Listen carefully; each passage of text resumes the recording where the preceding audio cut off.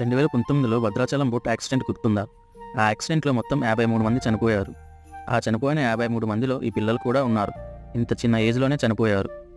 ఆ ఇద్దరు పిల్లల తల్లి తినే కళ్ళ ముందే ఇద్దరు పిల్లలు చనిపోవటంతో డిప్రెషన్లోకి వెళ్ళింది. 1 ఇయర్ తర్వాత మళ్ళీ పిల్లల్ని కనాలనుకుంది.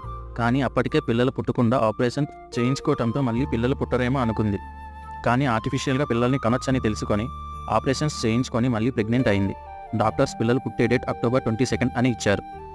కానీ తనకి September 15న హెవీ పెయిన్స్ రావడంతో హాస్పిటల్కి తీసుకొచ్చారు. డెలివరీ కూడా అయిపోయింది.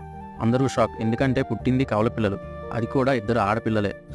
ఈ పిల్లలిద్దరూ చనిపోయిన డేట్ September 15, 2019.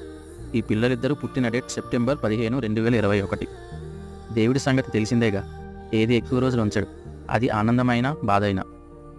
ఏ రోజైతే ఆ తల్లి పిల్లల్ని వేరు చేశాడో మళ్ళీ అదే రోజు వాళ్ళని కలిపేశాడు. అలాగే ఇలాంటి ఇంట్రెస్టింగ్ ఫ్యాక్ట్స్ కోసం ప్లీజ్ సబ్స్క్రైబ్.